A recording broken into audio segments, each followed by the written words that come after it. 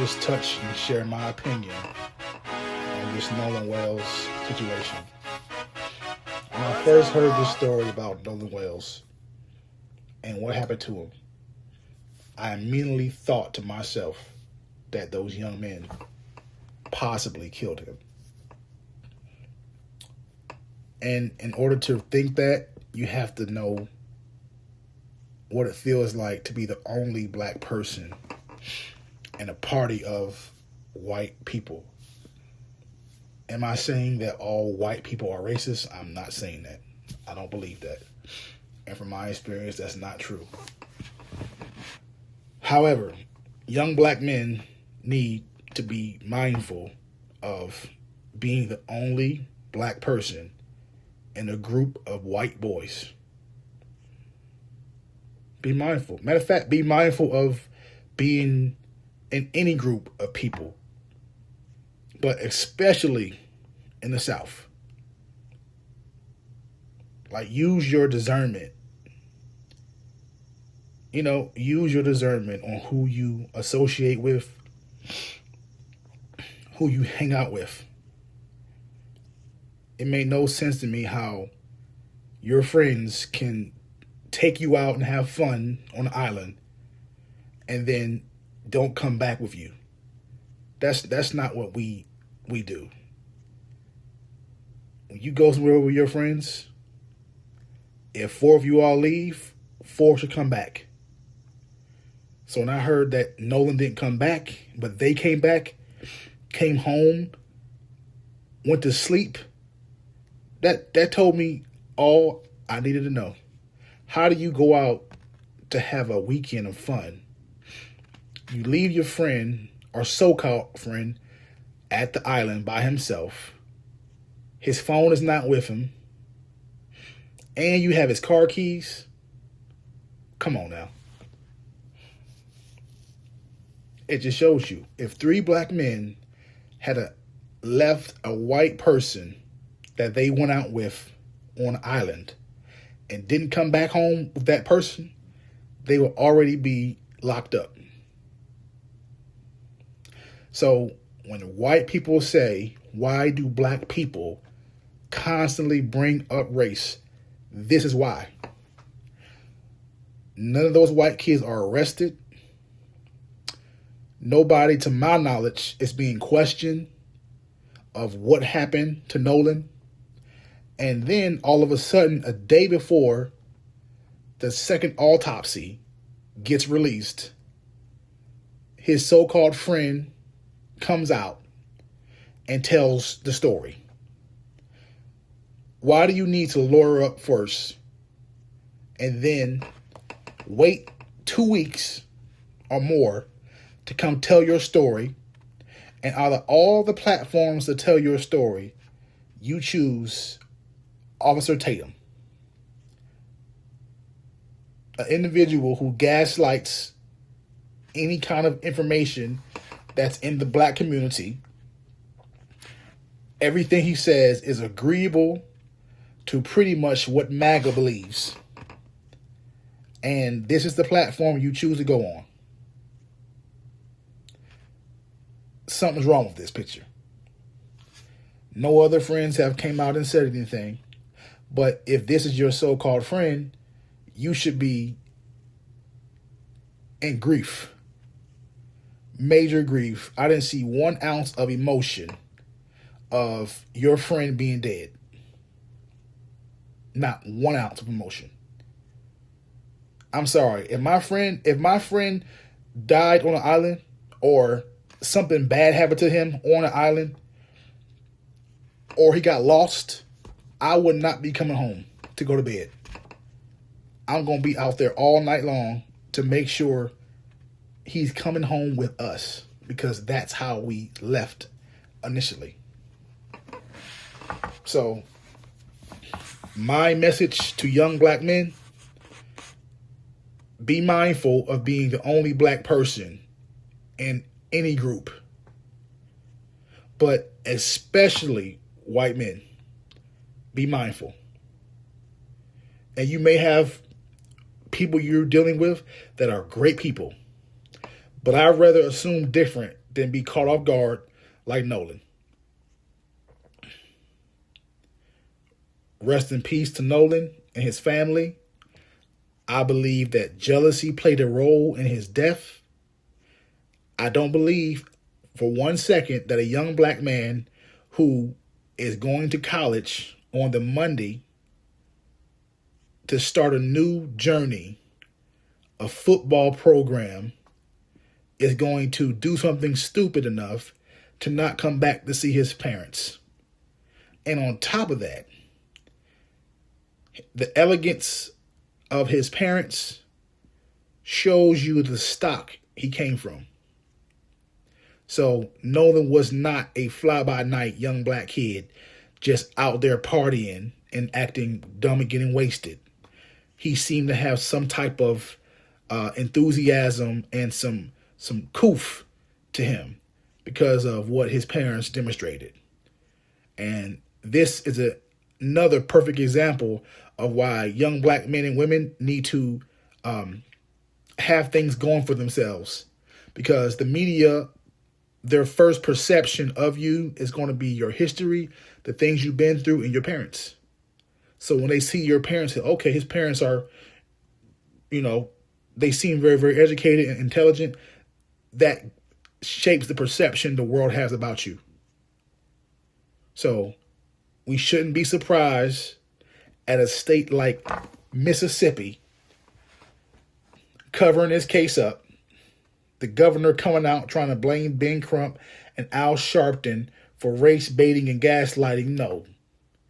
No, the governor is trying to protect evil people and protect his state from corruption. It's a cover-up. So more information is being released on what happened. More audio is being released on the boys on the boat asking for a tow and lying about them the boat sinking. That boat won't sinking. They were trying to find something to deter them from getting in trouble, getting caught, and covering up that Nolan was dead. So we got to stop all this foolishness and believing that these were some young, innocent kids. No, these kids were probably brought up, raised, spoiled, rotten, and all of a sudden something snapped. Probably got drunk on the boat, and egos, you know how egos go with men. A fight probably occurred, and before you know it, somebody hit Nolan or hurt him, and he's dead. Black men and young black men need to stop trying so hard to be accepted into groups of young people that don't really like you. Because I wasn't born yesterday, but all of my friends did not look like me. But none of my friends and I had any kind of argument or disagreement that made me want to hurt them. And wherever I went and they went, we all came home together. So it's tragic, it's sad that a family lost their son to negligence and to kids that did not have Nolan's best interest. It's sad. And I'm tired of seeing so many young black men and black boys getting killed, drowning, or lynched by white people because we want to be accepted and put ourselves in places and spaces that we don't belong. What point or what good does it do for you to go somewhere when you know they don't want you there? You know it. Growing up, my mama used to always say,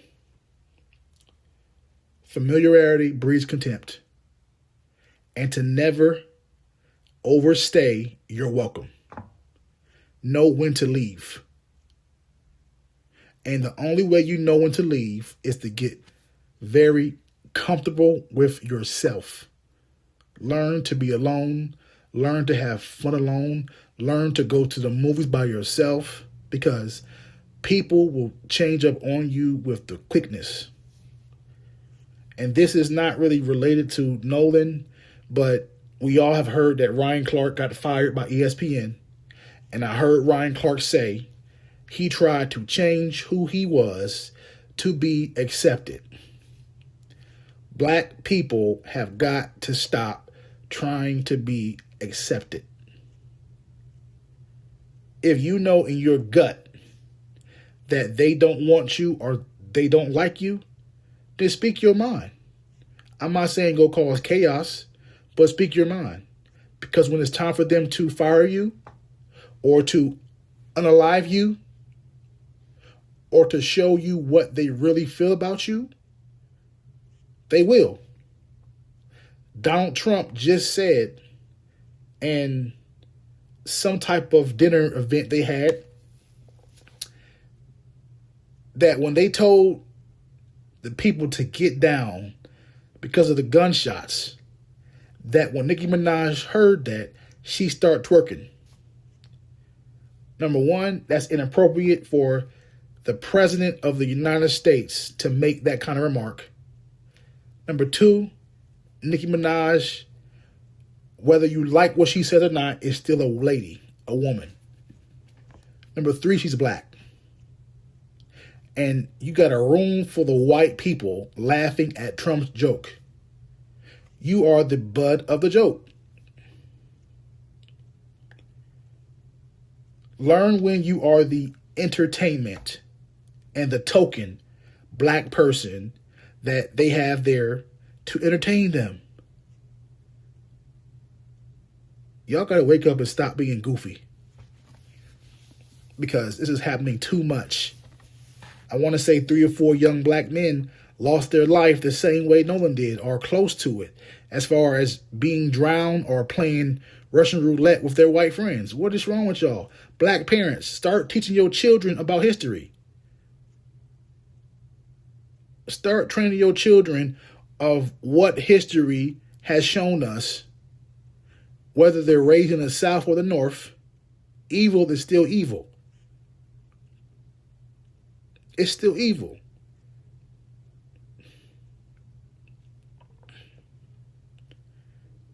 We are literally allowing our kids to walk outside blindly being genuine and pure, believing that anybody they come encounter with is their friend. Now, I'm not saying put fear in your children, but at least alert them to trouble and danger. So if sickness and disease can be passed down through the bloodline, then why can't racism? Why can't hatred? Why can't murder? Why can't incest? All those things are passed down through the bloodline. So you don't know what you're dealing with when you meet people. So it's best to assume that you are in danger than to assume that that person that you're with is your friend. We use that word too loosely. Everybody is not your friend. That goes for family, relatives, loved ones. People who love and care about you will never put you in a situation to harm you. Never. And if they do, and you make it back alive, you should reevaluate your friendship. So, enough is enough.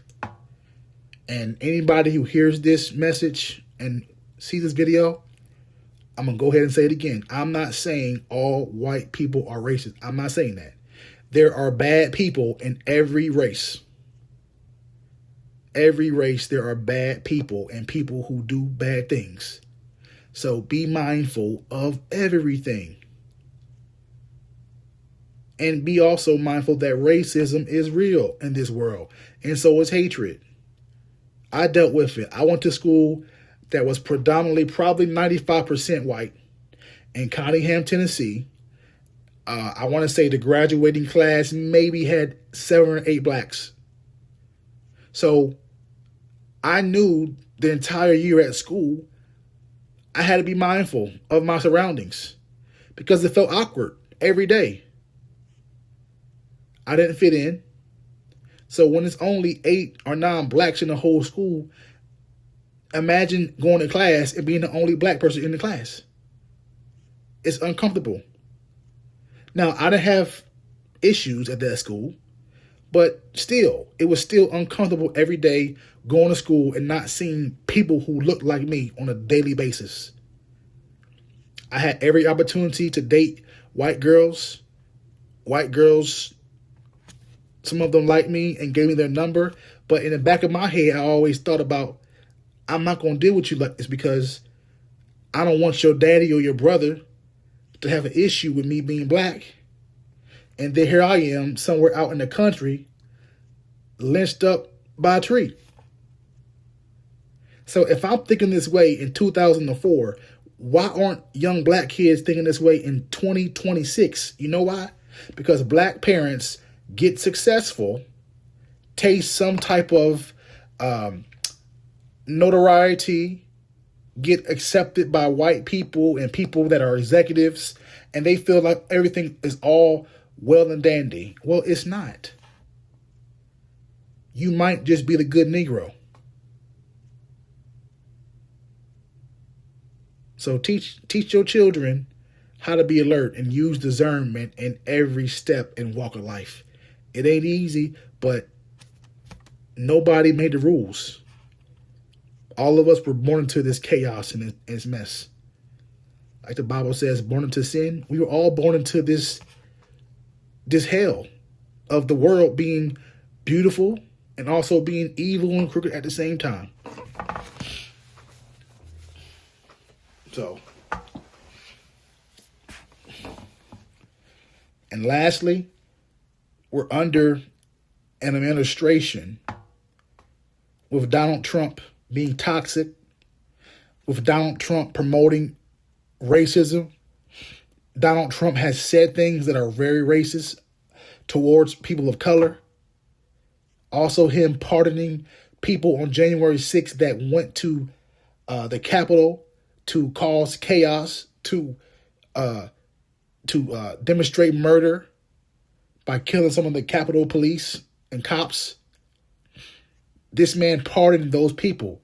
So when you have a leader that spews out toxic energy, what do you think that does to the world? So this energy of chaos has trickled down from the White House, from the president, and people are showing their true colors again. And it's a bad thing, but it's also a good thing to wake us up because black people have been too forgiving. We have been too kind, too nice because of the fear of going to hell. But I'm here to tell you, if people slap you in your face, spit in your face, will rape your women, and do all these evil things, should you care about going to hell when they do it? Because these same people believe in Jesus. Isn't that ironic? They do all these hurtful things to people, but they still go to church on Sunday and say they believe in Christ. Now, I'm under the impression if you are a true Christ believer, you should demonstrate what Christ did. Love, peace, joy, long-suffering, these things. But you don't see that in this MAGA. All you see is hatred, lies, deceit, and corruption from the top down. So young black babies need to know what type of regime we are under and to keep their head on a swivel. Stop sending your babies out here unprepared in this world. I know we get tired of talking about racism and all this stuff, but if you don't talk about it and teach your babies, you are setting them up for failure.